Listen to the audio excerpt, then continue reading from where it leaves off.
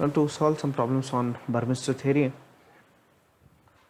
there are two equations. One is a flexible plate, other is a rigid plate. In the Burmester's approach, in both the equations, the denominator modulus of elasticity will be of subgrade only. Okay.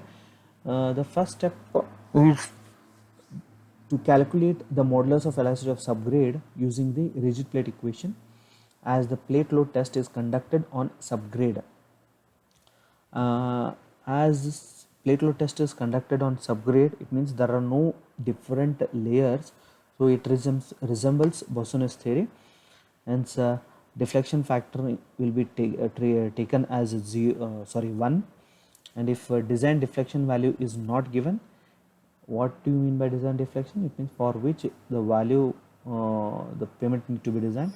If that value is not given, or the payment yield stress on a subgrade, if it is not given, you can take it in between 0.25 to 0.5. The next step is to calculate the deflection factor F2. How to calculate? Once again, collect the plate load test values conducted on base course. Here the base course thickness will be known, plate diameter will be known, yielded pressure will be known, and the only unknown will be deflection factor that can be calculated. Once you calculate the deflection factor, as you know the thickness, using the deflection chart you can calculate modular ratio at the end of the second step.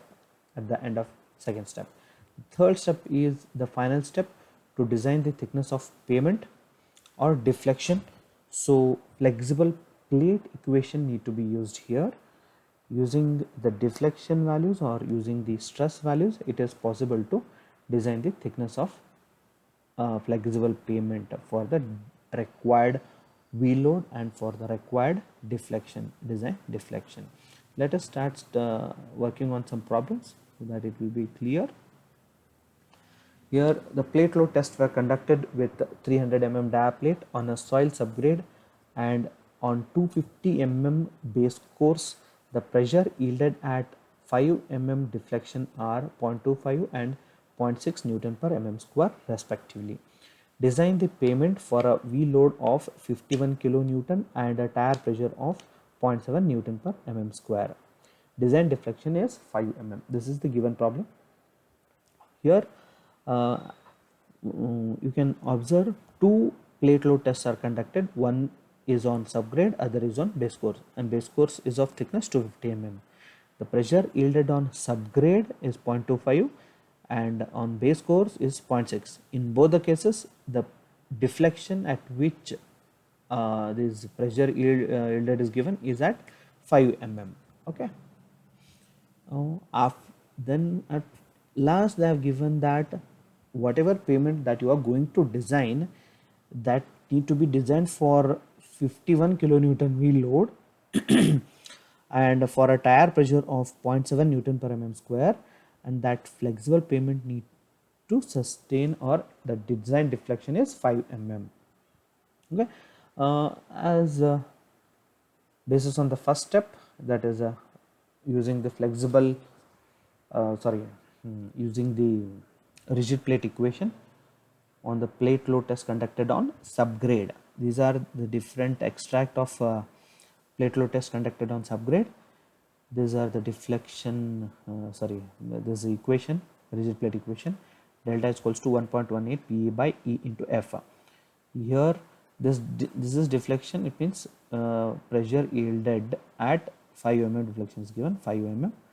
This pressure is given 0.25, and A, as the 300 mm is the diameter of plate, then as A is the radius, that will be 150, and F will be 1 in case of plate load test on subgrade, as there are no pavement layers, and the deflection factor is 1.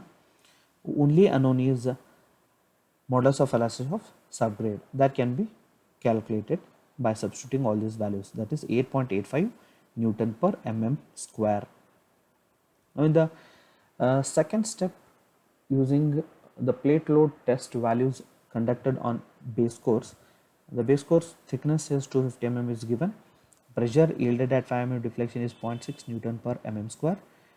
Radius it is once again 150 mm. Same equation, but here you can see in the previous step we have already calculated this modulus of velocity of subgrade. In this, the unknown is only deflection factor. So this F1 deflection factor will be calculated by substituting all those values. This is the calculated deflection factor. From this calculated deflection factor and also by calculating what we call h by a. How to calculate this h by a?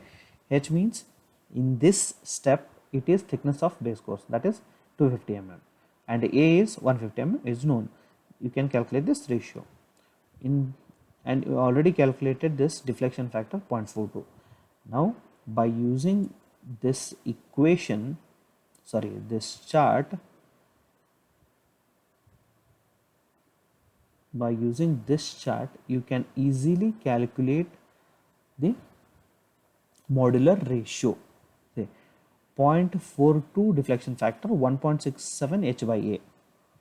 0.42 deflection factor, here somewhere it is, and 1.67 is the z by a values. Then it is almost 0.4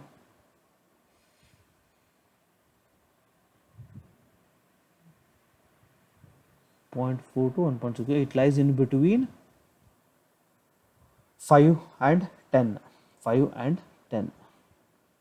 So it is 1 in 5 to 1 in 10. Why I am written this as a 1 in 5 and 1 in 10? Because I have used the equation in which I have used the chart in which it is represented in that fashion. You can see this textbook where see this it is also the same chart of deflection factor, only the difference is that number represented on the curves are modulus of subgrade divided by modulus of payment, while this chart they have taken it as modulus of payment divided by subgrade. Only that is the difference, rest all the things are same. Only the numbers will be in this fashion, 1:5 to 1:10. Then by interpolation method you can calculate the exact modular ratio. It is 6.5, means at in between here somewhere this curve lies. Now the next step is to design the payment. Before we start designing the payment using the flexible plate equation, there are some unknowns like radius of contact area that need to be calculated. P is load is known, pressure is known, you can calculate this. Now using this flexible plate equation you can calculate this deflection factor. See, this is design deflection. At the end of the problem statement they have given that design deflection is 5 mm, that's why I have taken 5. Don't get confused with the previous deflection values taken for in the first and second step. This is totally different, both the values are same, that's why I have taken it as 5 only. P value is given, A is calculated, only unknown is F2, even modulus of velocity of subgrade is known. Calculate F2, then from chart in the we are already known that it is a curve of 1 in 6.5, and from chart this equation you calculated F2. Using that calculate this Z by A value. That calculated Z by A is 3.5. Now multiply that A with the 3.5, you will get the thickness of flexible pavement. It is 533 mm. In the same way you can calculate stress also. Up to the